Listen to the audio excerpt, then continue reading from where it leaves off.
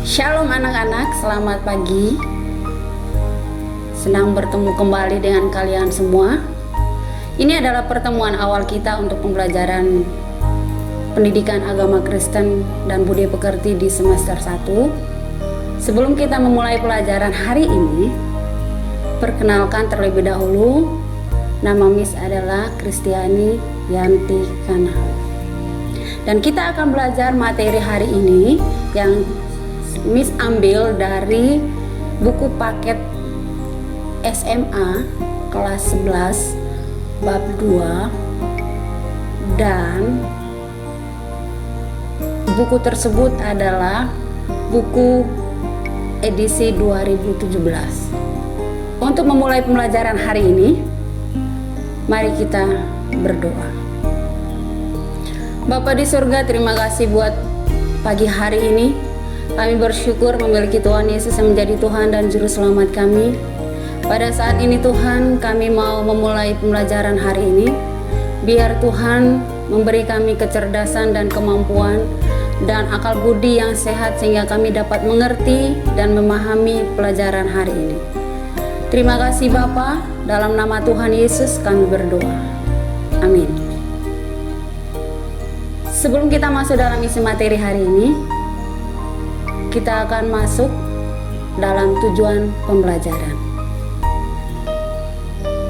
Tujuan pembelajaran yang pertama yaitu menghayati peran keluarga dalam Ulangan 6 ayat 4 sampai 9. Saya ulangi, Ulangan pasal 6 ayat 4 sampai 9. Silakan membuka Alkitab kalian dan Miss akan bacakannya buat kita semua. Ulangan pasal 6 ayat 4 sampai 9 berbunyi demikian. Dengarlah hai orang Israel, Tuhan itu Allah kita, Tuhan itu Esa. Kasihilah Tuhan Allahmu dengan segenap hatimu dan dengan segenap jiwamu dan dengan segenap kekuatanmu. Apa yang kuperintahkan kepadamu pada hari ini haruslah engkau perhatikan. Haruslah engkau mengajarkannya berulang-ulang kepada anak-anakmu dan membicarakannya apabila engkau duduk di rumahmu, apabila engkau sedang dalam perjalanan, apabila engkau berbaring, dan apabila engkau bangun. Haruslah juga engkau mengikatnya sebagai tanda pada tanganmu, dan haruslah itu menjadi lambang di dahimu. Dan haruslah engkau menuliskannya pada tiang pintu rumahmu dan pada pintu gerbangmu. Demikian firman Tuhan. Yang kedua, tujuan pembelajaran kita adalah memahami pengertian pendidikan. Yang ketiga, merumuskan hakikat keluarga sebagai pusat utama pendidikan. Yang keempat, mengidentifikasi peran keluarga dalam proses sosialisasi dan edukasi. Yang kelima, menemukan pelajaran moral dari Timotius. Yang keenam, mengkritisi peran keluarga sebagai pusat utama pendidikan. Itulah yang akan menjadi tujuan pembelajaran kita pada pelajaran hari ini. Sebelum kita mulai pelajaran hari ini, mari kita angkat sebuah pujian dengan judul Keluargaku adalah Surgaku. Mari kita semua bernyanyi dengan kesungguhan hati untuk memuliakan nama Tuhan.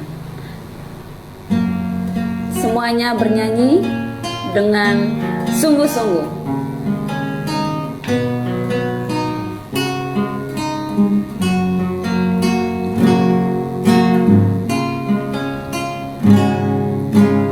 Aku dan seisi rumahku akan selalu menyembahmu, Tuhan dan Rajaku, di dalam kasih karuniamu yang hidup saling melayani dan melayanimu.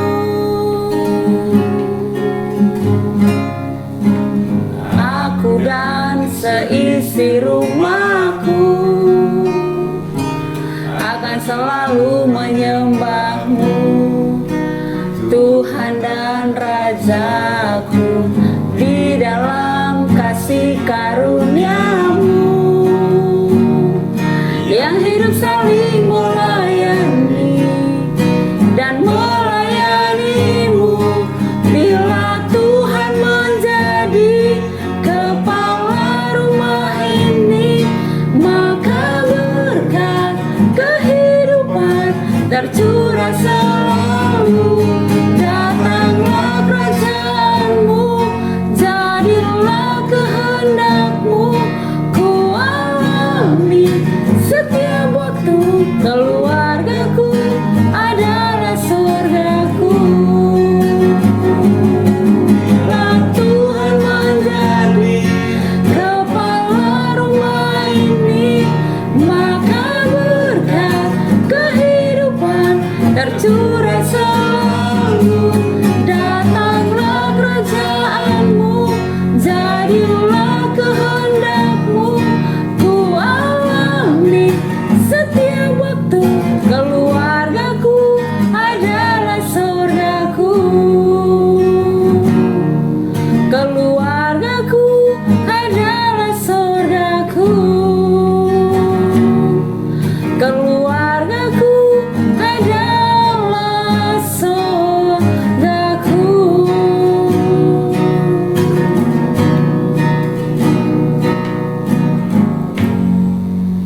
Pujian ini memberi kita peneguhan bahwa keluarga kita adalah surgaku.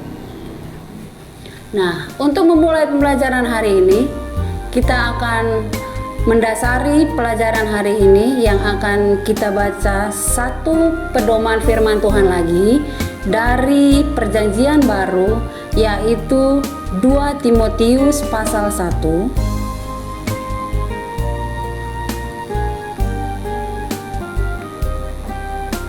2 Timotius pasal 1 ayat yang ketiga sampai yang ke-10. Bagaimana? Alkitabnya sudah dibuka? Oke, baik. Miss akan bacakan buat kita semua, dan mari pahami dan menyimak bersama-sama. 2 Timotius pasal 1 ayat yang ketiga dengan perikop ucapan syukur dan nasihat untuk bertekun. Aku mengucap syukur kepada Allah yang kulayani dengan hati nurani yang murni, seperti yang dilakukan nenek moyangku. Dan selalu aku mengingat engkau dalam permohonanku, baik siang maupun malam. Dan apabila aku terkenang akan air matamu yang kau curahkan, aku ingin melihat engkau kembali, supaya penuhlah kesukaanku. Sebab aku teringat akan imanmu yang tulus ikhlas, yaitu iman yang pertama-tama hidup di dalam nenekmu Lois dan di dalam ibumu Eunike, dan yang aku yakin hidupku juga di dalam dirimu. Karena itulah kuperingatkan engkau untuk mengobarkan karunia Allah yang ada padamu oleh penumpangan tanganku atasmu. Sebab Allah memberikan kepada kita bukan roh ketakutan, melainkan roh membangkitkan kekuatan, kasih, dan ketertiban. Jadi, janganlah malu bersaksi tentang Tuhan kita, dan janganlah malu karena aku seorang hukuman karena Dia, melainkan ikutlah menderita bagi Injilnya oleh kekuatan Allah. Dialah yang menyelamatkan kita dan memanggil kita dengan panggilan kudus, bukan berdasarkan perbuatan kita, melainkan berdasarkan maksud dan kasih karunia-Nya sendiri, yang telah dikaruniakan kepada kita dalam Kristus Yesus sebelum permulaan zaman, dan yang sekarang dinyatakan oleh kedatangan Juru Selamat kita Yesus Kristus, yang oleh Injil telah mematahkan kuasa maut dan mendatangkan hidup yang tidak dapat binasa. Demikian firman Tuhan yang menjadi dasar pembelajaran kita pada pembelajaran hari ini. mengenai keluarga adalah pusat utama pendidikan. Pada pelajaran sebelumnya, kamu telah belajar tentang Tuhan, pedoman kehidupan keluargaku. Semua sudah belajar kan? Oke. Ketika Tuhan menjadi pedoman keluarga, berarti keluarga harus melakukan peran dan tanggung jawab masing-masing sesuai dengan kehendak Tuhan. Bacalah dan pahamilah ayat Alkitab berikut yang tercatat di dalam Ulangan pasal 6 ayat 7 yang berbunyi demikian.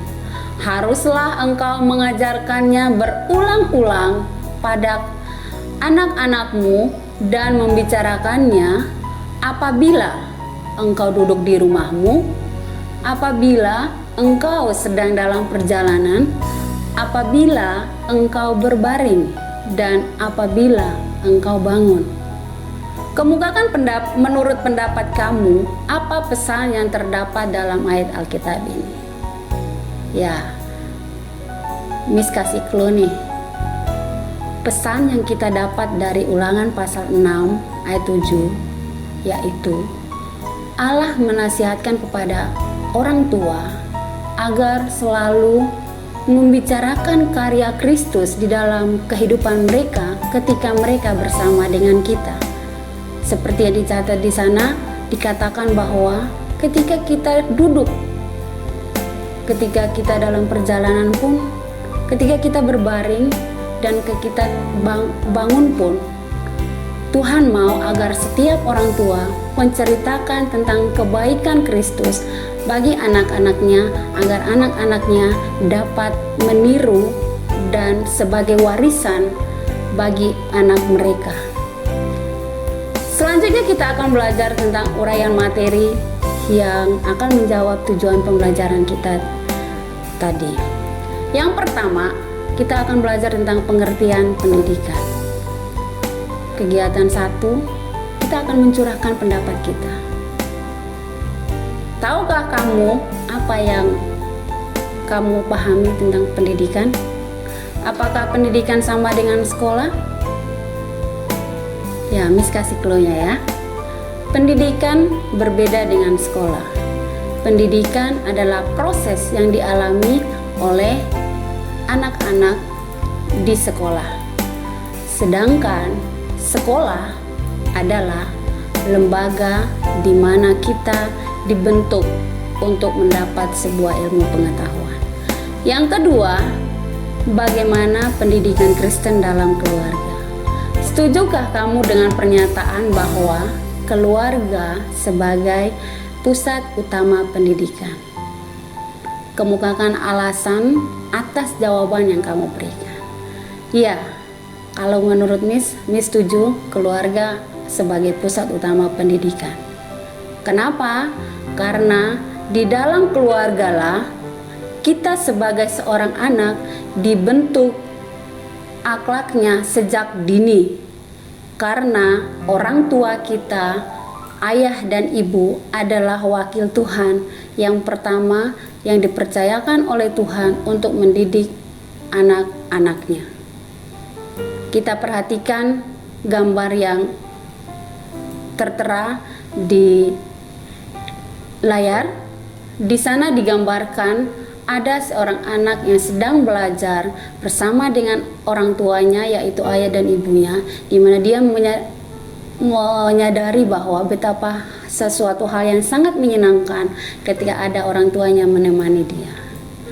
Peran keluarga atau orang tua tidak hanya sebatas melahirkan, memenuhi kebutuhan pangan, sandang, dan papan, tetapi juga memberikan pendidikan yang baik bagi anak-anak.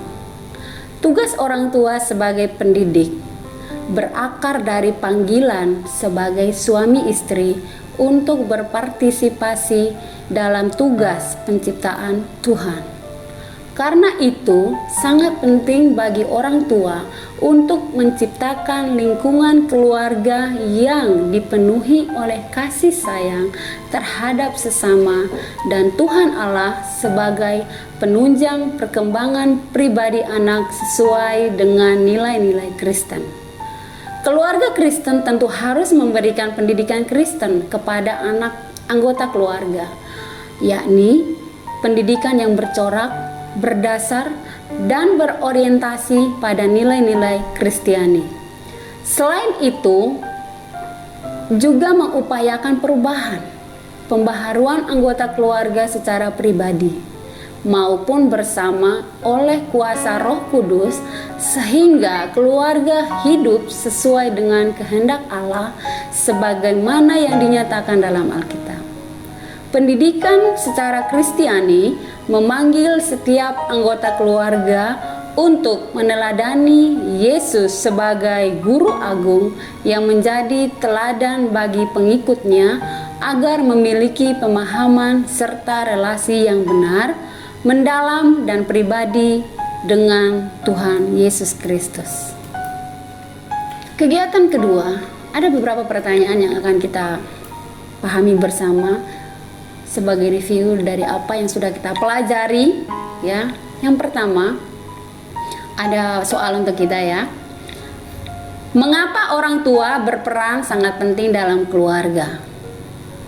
Yang kedua, bagaimana pendapatmu kalau karena kesibukan atau keterbatasan tertentu orang tuamu tidak mampu melakukan pendidikan Kristiani kepada anak-anaknya? Dan yang ketiga, apa yang dapat kamu lakukan supaya keluargamu dapat menerima pendidikan Kristiani? Oke, Miss kasih clue-nya untuk pertanyaan ini supaya kalian dapat inspirasi yang baru dari apa yang Miss kasih jawaban buat kalian. Yang pertama, mengapa orang tua berperan sangat penting dalam keluarga? Orang tua adalah wakil Tuhan di bumi yang dipercayakan oleh Allah di dalam Yesus Kristus untuk mendidik anak-anaknya. Yang kedua, cara kita menanggulangi atau mengatasi jika ada keterbatasan di dalam pendidikan, melakukan pendidikan Kristiani kepada anak-anak adalah kita harus mengantisipasi dengan kemampuan yang Tuhan berikan untuk kita sebagai siswa atau murid Kristus, mendoakan orang tua supaya mereka diberi kemampuan untuk mengajari kita di dalam hal iman kepada Kristus. Yang ketiga, apa yang dapat kita lakukan supaya keluarga dapat menerima pendidikan Kristen sebagai murid Kristus yang beragama Kristen dan sudah diajarkan oleh Bapak Ibu guru sejak SMP maupun SD. Kita belajar melakukan pelajaran yang sudah kita terima di sekolah dan kita lakukan itu dalam kehidupan kita melalui baca firman, doakan orang tua kita, dan tunjukkan bahwa kita itu siswa dan anak yang bisa menjadi berkat bagi orang tua kita. Selanjutnya kita akan pelajari bagaimana peran keluarga dalam proses sosialisasi. Kita perhatikan gambar di layar ini, di mana ada seorang ibu yang sedang menggendong anaknya, di mana anak belajar dalam keluarga melalui proses keteladanan atau yang dikenal dengan proses sosialisasi. Seorang bayi yang lahir ke dunia merupakan satu makhluk hidup kecil yang penuh dengan kebutuhan fisik dan masih sangat bergantung kepada orang tuanya. Ia lahir ke dunia dalam keadaan tidak mengetahui apa-apa, tetapi seiring dengan pertumbuhannya, ia akan belajar berbicara, berjalan, dan mulai melakukan aktivitasnya secara mandiri. Misalnya, makan sendiri dan mandi sendiri. Selanjutnya, dia perlu banyak belajar tentang segala sesuatu agar kehidupannya menjadi lebih maju. Misalnya, mempelajari sikap, nilai, norma yang berlaku dalam komunitas di mana ia berada. Proses inilah yang disebut sosialisasi. Sosialisasi merupakan proses belajar seseorang di mana orang tua, persekutuan, atau masyarakat meneruskan pengetahuan, kebiasaan, maupun nilai-nilai dalam lingkungannya. Proses sosialisasi ini mempunyai peranan yang sangat penting karena sangat membantu dalam pembentukan kepribadian seseorang, termasuk dalam membentuk identitas iman Kristen. Di dalam keluarga, proses sosialisasi dilakukan dengan memberikan pengajaran melalui memberi contoh dan menirukan, serta melalui pemberian model bagi anak. Oleh karena itu, setiap anak memerlukan kehadiran orang tuanya sebagai role model atau model percontohan yang melaluinya anak bisa belajar. Dalam keluarga Kristen, proses sosialisasi memiliki dasar Alkitab atau landasan teologis. Penghayatan akan iman Kristen pertama-tama harus dilakukan secara sungguh-sungguh oleh orang tua, sehingga anak-anak dapat bertumbuh menjadi orang yang beriman kepada Tuhan. Dalam Alkitab, keluarga Timotius merupakan salah satu contoh keluarga saleh karena orang tuanya telah menurunkan iman kepada Tuhan Yesus secara turun-temurun yang tercatat di dalam 2 Timotius 1 ayat 5. Ini merupakan contoh keluarga Kristen yang dapat diterapkan dalam kehidupan keluarga Kristen modern pada masa kini. Yang keempat adalah peran keluarga dalam proses edukasi. Dalam proses pendewasaan seorang anak secara holistik, proses sosialisasi saja tidak cukup, namun juga dibutuhkan proses edukasi. Proses sosialisasi berbeda dengan proses edukasi dalam keluarga. Proses edukasi artinya pendidikan yang diberikan secara sengaja, terencana, dan terstruktur agar tercipta individu yang kritis dalam menyikapi dampak sosialisasi yang ada, termasuk dalam membawa orang kepada kedewasaan iman.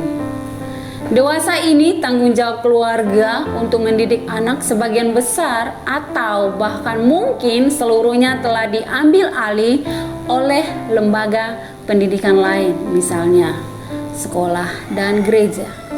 Keluarga cenderung sibuk dengan tanggung jawabnya lain, sehingga melupakan peran utamanya sebagai pendidik pertama bagi anak-anaknya dan merasa cukup untuk memberikan tanggung jawab pendidikan anak-anak kepada pihak lain seperti sekolah, pembantu, lembaga tertentu. Apakah benar demikian? Kita perhatikan ada sebuah gambar yang tertera di sini, di mana ada seorang anak sedang ajar oleh ibunya, dan saya pikir anak ini sangat bahagia jika ia belajar bersama dengan mamanya dan mamanya menyisihkan waktu untuknya. Pengawasan dari orang tua terhadap anak mulai melemah, padahal peran orang tua menjadi sangat penting terutama dalam proses pengawasan dan pengendalian tersebut. Dalam hal ini orang tua mulai berperan sebagai agent of social control atau agen kontrol sosial terhadap anak-anaknya, sehingga nilai-nilai kehidupan yang dijalani tidak bertentangan dengan nilai-nilai Kristiani yang ditanamkan sejak kecil. Nilai-nilai Kristiani yang menonjol adalah kasih, keadilan, kesetaraan, pengampunan, penebusan, penyelamatan oleh Allah, pertobatan, mengasihi Tuhan dengan segenap hati, serta mengasihi sesama seperti mengasihi diri sendiri. Menjadi orang tua yang baik bukan berarti menyetujui atau membenarkan dan mengiyakan semua yang dikehendaki oleh anak. Orang tua harus bisa memilah mana hal yang diperbolehkan dan mana yang tidak diperbolehkan. Melalui kesaksian hidup Kristiani yang diilhamkan oleh nilai-nilai Kristen akan mengantar anak secara efektif untuk semakin mengenal dan mencintai Kristus. Kegiatan 3, Isilah tabel berikut dengan contoh-contoh konkret peran keluarga dalam proses sosialisasi dan edukasi. Yang pertama, di sini kita melihat ada peran keluarga dalam proses sosialisasi. Yang kedua adalah peran keluarga dalam proses edukasi. Kita sudah belajar bagaimana peran orang tua terhadap anak dalam proses sosialisasi. Seperti yang pertama itu, orang tua mengajari anak untuk makan, mandi, bersosialisasi sama ayahnya, sama kakaknya, ya, anaknya meniru. Dan proses edukasi yang diajarkan oleh orang tua kepada anak seperti mengajari anaknya membaca, mengajak anaknya berbicara, mengajak anaknya untuk berperilaku baik dengan kakak, dengan adik, atau dengan ayahnya, atau dengan teman-teman, atau dengan tetangga. Itulah beberapa hal penting yang dapat diajarkan oleh orang tua melalui pendidikan, sosialisasi, dan edukasi yang harus diajarkan oleh orang tua kepada anak-anak. Kegiatan keempat, kita akan belajar dari Timotius. Baca dan pahamilah 2 Timotius pasal 1 ayat 3 sampai 10. Di awal kita sudah membacakannya. Kemudian bersama dengan teman kamu berikan jawaban atas pernyataan berikut. Yang pertama, siapakah Timotius? Ya. Dari bacaan yang sudah kita baca pada awal, kita dapat memahami Timotius adalah seorang pemuda yang dididik oleh orang tuanya sejak kecil, yaitu neneknya Louis dan mamanya adalah Eunike, di mana keluarga ini membentuk Timotius menjadi pribadi yang tangguh di dalam imannya kepada Kristus, dan dia juga memiliki guru rohani yaitu Rasul Paulus. Pertanyaan kedua yang dapat kita ambil dari Timotius, bagaimana latar belakang kehidupan keluarga Timotius yang mempengaruhi imannya kepada Tuhan Yesus Kristus? Kita langsung jawab aja ya. Latar belakang kehidupan keluarga Timotius yang mempengaruhi imannya kepada Yesus Kristus adalah keluarga Timotius, terutama nenek dan ibunya, adalah orang tua atau keluarga yang memberi contoh sejak kecil kepada anaknya, sehingga Timotius dapat meniru tindakan yang dilakukan oleh neneknya dan ibunya, di mana iman mereka bertumbuh di dalam pembacaan firman Tuhan. Yang ketiga, apa pesan Paulus kepada Timotius?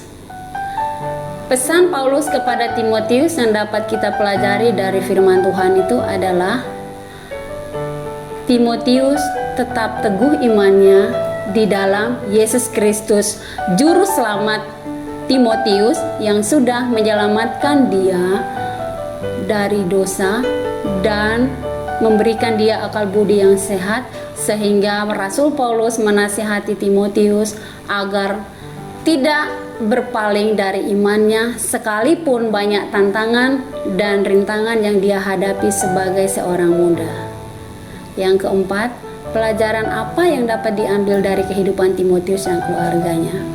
Ya, pelajaran dapat kita ambil dari kehidupan Timotius dan keluarganya adalah keluarga harus menjadi pusat utama pendidikan untuk seorang anak, karena anak akan mendapat sesuatu nilai yang baik. Agar anak itu dapat memiliki akhlak yang baik adalah dengan orang tua memberikan contoh dan teladan bagi seorang muda seperti Timotius. Nah, selanjutnya kita akan belajar tentang kegiatan 5, yaitu penugasan.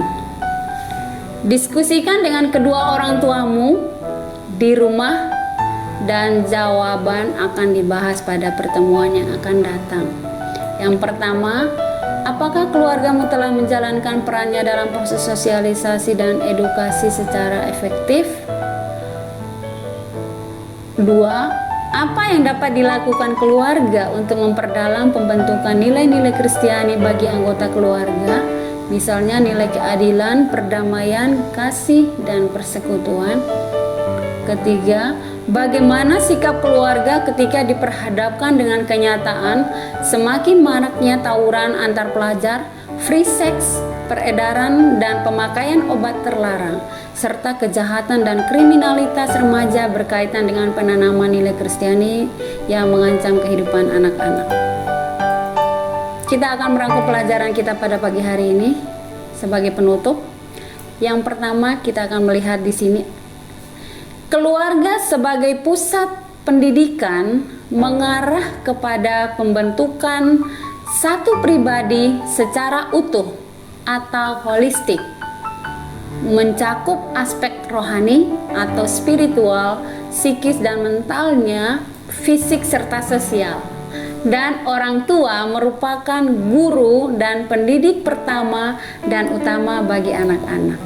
Yang kedua, keluarga Kristen harus memberikan pendidikan Kristen kepada anggota keluarga berupa pendidikan yang bercorak, berdasar dan berorientasi pada nilai-nilai Kristiani sebagai usaha yang ditopang secara rohani dan manusiawi untuk meneruskan pengetahuan, sikap, keterampilan, dan tingkah laku yang bersosialisasi dengan iman Kristen.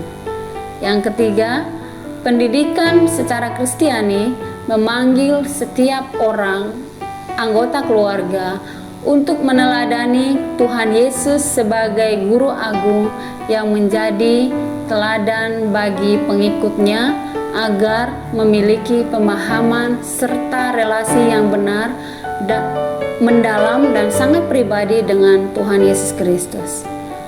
Ada ayat emas yang menuntun kita untuk kita pegang dalam kehidupan sehari-hari. Lengkapilah ayat Alkitab berikut dan hafalkan, yang terambil dari Amsal pasal 29 ayat 17. Dikatakan, "Didiklah anakmu, maka ia akan memberikan ketentraman kepadamu dan mendatangkan sukacita kepadamu." Untuk mengakhiri pelajaran, mari kita mengangkat satu pujian ini sekali lagi menjadi kekuatan buat kita bersama. Semuanya bernyanyi dengan sungguh-sungguh.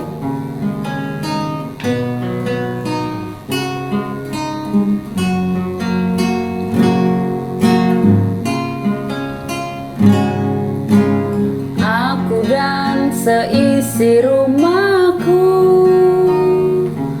akan selalu menyembah-Mu, Tuhan dan Rajaku, di dalam kasih karunia-Mu yang hidup saling melayani dan melayani-Mu. Aku dan seisi rumahku akan selalu menyembah-Mu, Tuhan dan Rajaku, di dalam kasih karunia-Mu yang hidup saling melayani dan melayani-Mu. Bila Tuhan menjadi kepala rumah ini, maka berkat kehidupan tercurah selalu. Datanglah kerajaan-Mu, jadilah kehendak-Mu, ku alami setiap waktu. Keluargaku adalah surgaku. Bila Tuhan menjadi kepala rumah ini, maka berkat kehidupan tercurah selalu. Datang